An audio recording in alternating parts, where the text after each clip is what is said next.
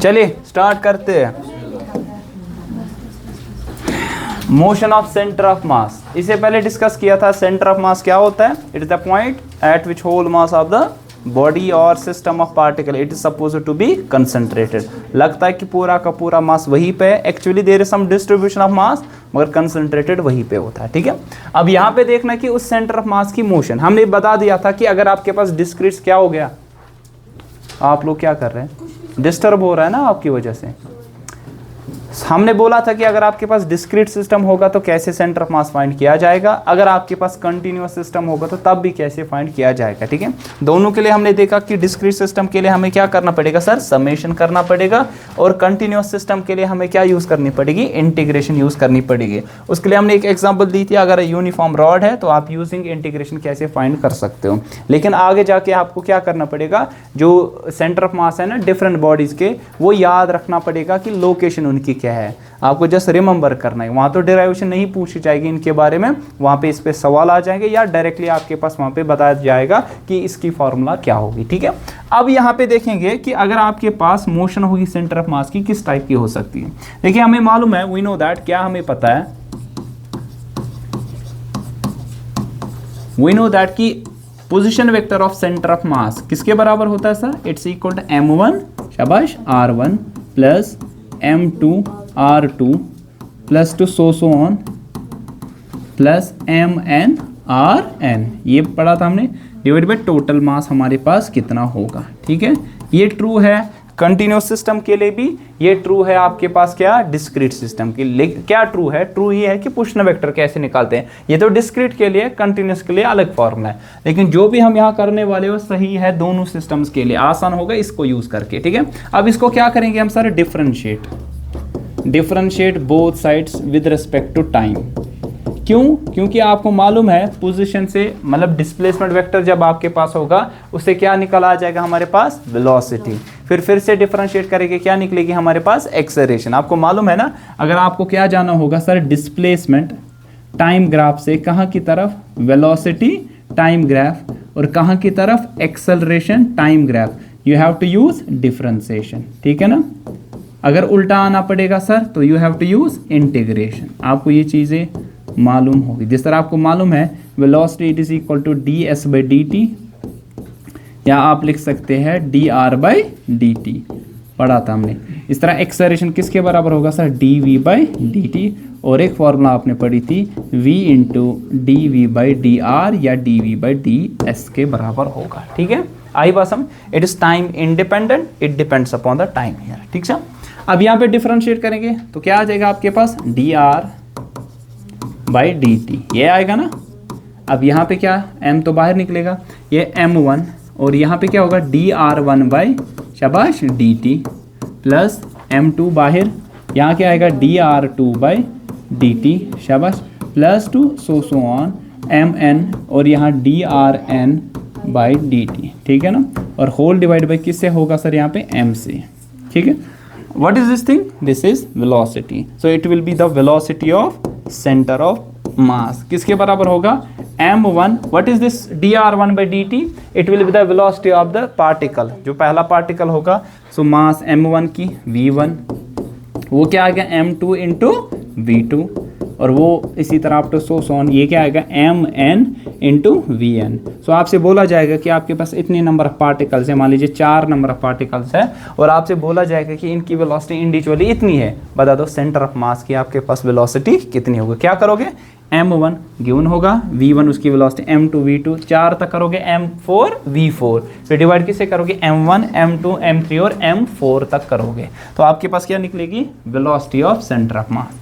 अभी m इसको क्या करेंगे सर, मल्टीप्लाई, क्या आ जाएगा m इंटू v, ये क्या आ जाएगा सर, m1 शाबाश v1 प्लस, अच्छा इसको छोड़ देते हैं, what is m into v, mass into velocity क्या होता है, शाबाश, अरे मास इंटू कोई बॉडी, मास m, velocity v, exactly momentum, acceleration, momentum होता है बराबर मास इंटू वेलोसिटी। ठीक है ना, so what is mass into velocity of centre of मास, हो यहाँ पर क्या कैमरा मुझे पूछा, What is mass into velocity of center of mass? It will be momentum of center of mass. ठीक है? ये क्या गो centre of mass? Centre of mass क्या गो? मास का सेंटर कौन सा? ये विद हाँ बोलो शाबाश. वन चे क्या तोत लगा चिंगम ٲसस मज नेंगला अंदर मा गई वाट नेंगला अपरी नेबर गस वन सा क्या गो सु point with in the body ये क्या विद इन कि आउटसाइड ते यह बॉडी मज ये पॉइंट कि आउटसाइड द बॉडी ते बॉडी मज आउटसाइड हेक ना वो कत ये होकुन ते नजर थो ये सोदी कथा ऐ कत कमन ख्याल मज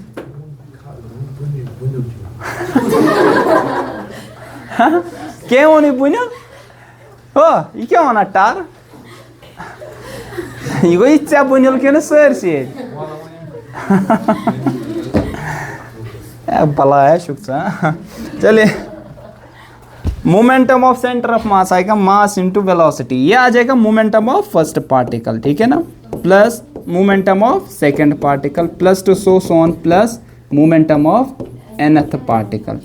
इससे क्या समझ आया? समझ ये आया हमें, ध्यान रख लीजिए, अगर सिस्टम है बहुत सारे पार्टिकल्स है नजर थे इन सब थो तुलो का पता वन तु बुनिला है ना. ये पार्टिकल इसका मोमेंटम क्या होगा P1, इसी तरह इसका P2, इसी तरह इसका P3. ठीक है, इस तरह अप टू सो ऑन. बजाय कि मैं इंडिविजुअली इनका मोमेंटम कैलकुलेट करूं, इन सब का वेक्टर सम एक ही पर्टिकुलर पॉइंट पे आप यहां पे डाल दो. That will be the momentum of centre of मास. जो इफेक्ट उनकी वजह से आ जाएगा वही इफेक्ट ये जो मोमेंटम लगेगा इस पर्टिकुलर पॉइंट पे वो मोमेंटम भी उसी पे आ जाए और सेम इफेक्ट आएगा. यही केस यूज होता है जो मशीन्स होते हैं गाड़ियों में या बड़ी बड़ी मशीन्स होती है. तो जो हम फोर्स लगाते हैं इंडिविजुअल पार्ट्स पे, वहाँ क्या इंडिविजुअल पार्ट्स पे फोर्स लगता है? नहीं सर, एक्चुअली जो इनका सेंटर ऑफ मास होता है ना वहीं पे वो वेलोसिटी हो या मोमेंटम हो, फोर्स हो, हर एक चीज उसी पे आपके पास अप्लाई होती है, क्योंकि रिजल्ट आपके पास क्या आने वाला sir? Same. It's like that कि जिस तरह आपने पढ़ा होगा resistance in series and parallel. Resistor in series में क्या होता है? एडिशन. सपोज 2 ओहम 3 ओहम और 5 ओहम, इन तीनों को ऐड करेंगे आएगा 10 ओहम. बजाय कि मैं यहाँ पे 2, 3 और 5 ओहम को सीरीज में यूज करूँ, इसके बजाय एक ही को यूज करो, that will be 10 ohm. In the same way कि मैं डिफरेंट पार्टिकल्स पे अगर इनकी वेलोसिटी होगी वो कैलकुलेट करूं, बजाय कि उसके या मोमेंटम कैलकुलेट करूं, आप सेंटर ऑफ मास का कैलकुलेट करो या इस पे वो अप्लाई करो, आंसर आपका सेम आने वाला. ठीक है, ये बात है sum. So this is the momentum of the centre of mass अगर आपको कैलकुलेट करना पड़ेगा. फिर से इसको क्या करेंगे? डिफरेंशिएट. तो क्या निकलेगा? Differentiating again with respect to time. ठीक है, सो फिर से करो डिफरेंशिएट. ध्यान रखो ये क्या आ जाएगा? m रहेगा उधर ही. What is differentiation of velocity? Acceleration होगा ना. So differentiation of velocity it will be acceleration. So यहाँ पे आ जाएगा m into acceleration of centre of mass is equal to, यह आएगा m1, वहां पे क्या आएगा? a1 आएगा ना, और यहाँ m2, वहां क्या आ जाएगा? a2 plus two so on, और यहाँ आएगा mn into an. nth number of particle की एक्सेलरेशन क्या होगी? ध्यान से. अब what is m into a? शाबाश, exactly. Mass into acceleration it is force. So force applied on centre of mass it is as if कि अगर आपने ये फोर्स जो सारे थे इंडिविजुअल मासेस पे अप्लाई हो रहे थे, इन सब का वेक्टर सम आपने किया यहाँ पे, आंसर आपका सेम आने वाला है. मतलब इफेक्ट जो सिस्टम में आ जाएगा वो क्या आएगा? सेम. यही मैं समझा रहा हूँ. फिर से ध्यान रखिए, आपके पास बहुत सारे पार्टिकल्स थे, इन पे फोर्सेस अप्लाई हो रहे हैं. ये F1, इस पे F2, F3, F4, इस तरह आप तो so on.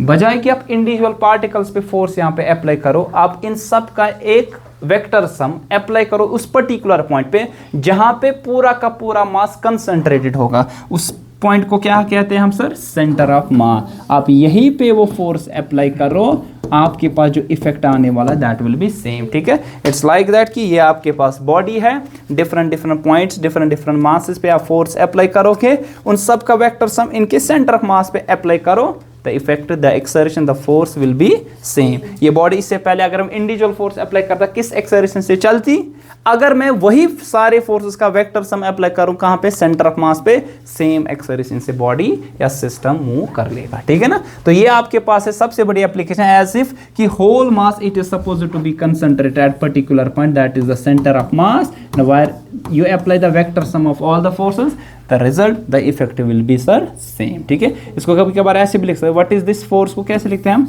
dp by dt, rate of change of momentum.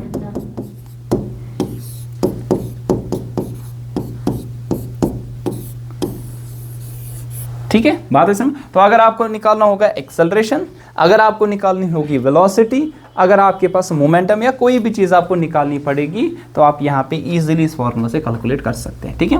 अच्छा, मुझे बता दीजिए, अगर आपके पास एक्सटर्नल फोर्स जो अप्लाई हो रहा है सेंटर ऑफ मास पे या सिस्टम पे, वो कितना होगा सर, 0। अगर 0 होगा तो किस चीज़ की डिफरेंशिएशन 0 होगी, कांस्टेंट की। तो आप बता देंगे मोमेंटम जो होगा फिर सेंटर ऑफ मास का, वो क्या रहने वाला sir, constant. It is like that bomb explosion होता है, ध्यान रख लीजिए, बम एक्सप्लोजन जो होता है वहां पे कौन से फोर्स होते हैं, इंटरनल फोर्स ना। बम यहां पे ये एक्सप्लोड किया इसने,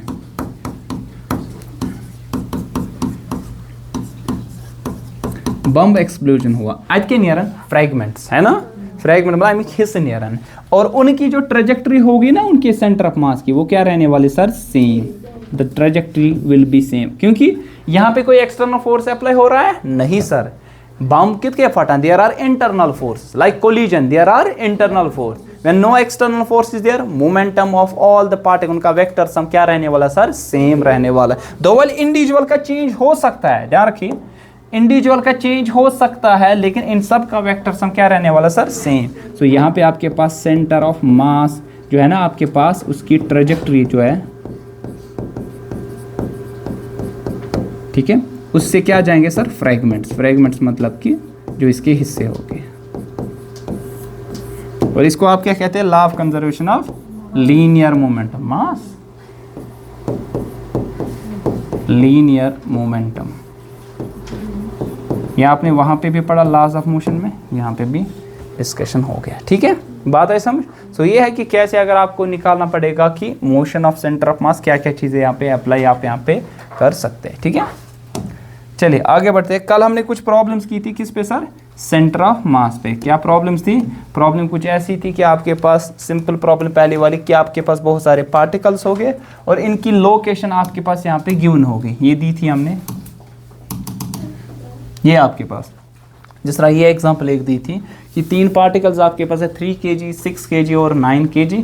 आप मुझे बता दीजिए सिस्टम का सेंटर ऑफ मास कहाँ पे होगा, ठीक है ना। इस द सेम वे आपके पास पोजीशन वेक्टर हो सकता है ना सर, कि बहुत सारे पार्टिकल्स है, इनका पोजीशन वेक्टर गिवन है, बता दीजिए इनका पोजीशन वेक्टर सेंटर ऑफ मास का कैसा होगा आपके पास यहाँ पे, ठीक है। या कुछ ऐसा होगा आपके पास कि आपके पास यहाँ पार्टिकल जो हो गए कंटिन्यूअस सिस्टम में हो गए, तब यूज क्या कर लेंगे सर आप, यू यूज इंटीग्रेशन, ठीक है। सो प्रोसीडिंग दिस, मुझे बता दीजिए हाउ टू फाइंड, कैसे हम फाइंड करें सेंटर ऑफ मास ऑफ, अगर आपके पास यहाँ पे नहीं, एक सेकेंड,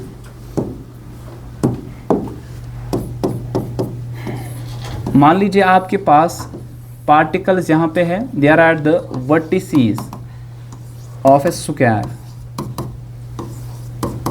ठीक है, vertices of a square, of side मान लीजिए 1 मीटर, ठीक है। सो मान लीजिए रेक्टेंगल है, ये 2 मीटर और ये 1 मीटर, और इन सब का वजन गिवन है सर कितना, 2 kg, 4 kg, 6 kg और 8 kg। So find the location of centre of मास, बता दीजिए location of centre of mass क्या होगी, फटाफट बोलो जल्दी। Location of centre of mass, easy problem है, स्ट्रेट फॉरवर्ड।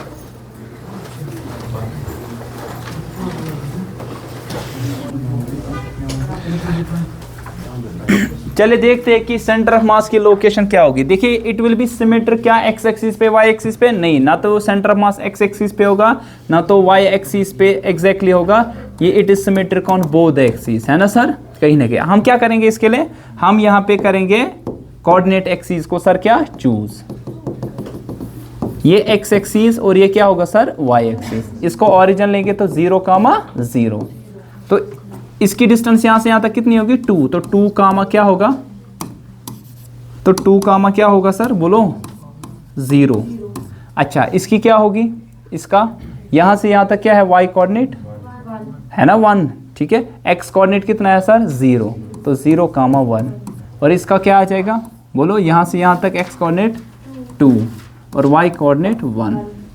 अब आपके पास क्या आ जाएगा x centre of mass m1 x1 2 × 0 plus m2 x2 4 × 2 plus m3 x3 2 × 6 plus m4 x4 8 × 0 divide in सब का सम 4 जगह 6 गए बात गई वो, ठीक है। तो कितना आने वाला है सर, ये 0 6 2 और 12 4 2 और 8, तो ये आएगा 20/20 मतलब कि 1 मीटर, ठीक है। ऑरिजिन से आपको अलोंग एक्स एक्सिस 1 मीटर जाना है, ठीक है। अब इस तरह क्या आ जाएगा सर y सेंटर ऑफ मास, कैसे m1 y1 2 0 और 0 और m2 y2 ये भी 0 आएगा, m3 y3 आ जाएगा 6 1 और 6 और यहाँ पे 8 1 और 8 आएगा, डिवाइडेड बाई क्या आ जाएगा सर 20, 8 से गए 14 बटा वो इको 7/10 जो कि 0.7 मीटर आ जाएगा, ठीक है। आसान था। चलिए अब 2 पार्टिकल्स आपके पास है। नेक्स्ट क्वेश्चन, मान लीजिए 2 पार्टिकल्स है, they are moving in the same direction, equal masses m और ये m, ठीक है, सेम स्पीड से चल रहे हैं अलोंग एक्स एक्सिस। बता दीजिए वेलोसिटी ऑफ सेंटर ऑफ मास कितनी होगी। देखिए हम लेवल थोड़ी बढ़ा देंगे, ठीक है। बता दो वेलोसिटी ऑफ सेंटर ऑफ मास कितनी होगी। 2 बॉडीज है, दोनों बॉडीज चल रही है सेम डायरेक्शन में, ठीक है, सेम डायरेक्शन में विद सेम स्पीड, तो वेलोसिटी ऑफ सेंटर मास क्या होगा बोलो, अरे m1 v1 that is v plus m2 × v positive ये भी आएगा डिवाइड बाई 2m है ना सर, तो ये आएगा 2mv और 2m कैंसिल होगा, वो v ही आने वाला है, ठीक है ना, आएगा ना। देखिए 2mv डिवाइड बाई 2m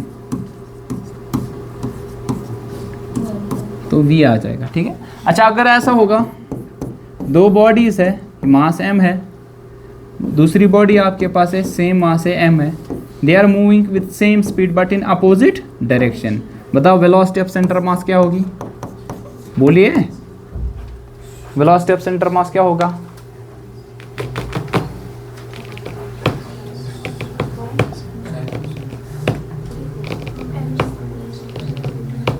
अरे क्या होगा, आता m1 v1 m × v plus m2 that is m, लेकिन ये अपोजिट में तो -v डिवाइड बाई 2m, वो 0 आ जाएगा, आएगा ना। चलिए बोलिए इसको,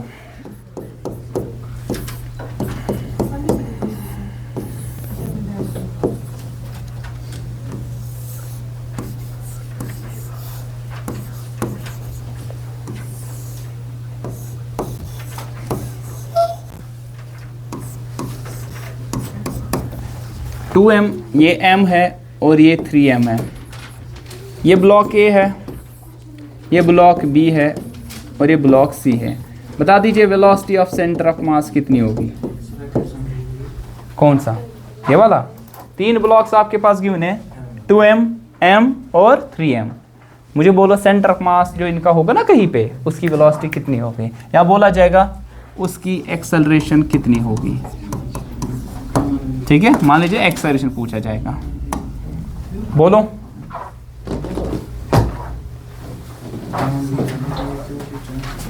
बोलो बोलो क्या है, बकवास है कौन लगता है नीटो के रिजल्ट नियर ना आए थे टाइम दन 9 है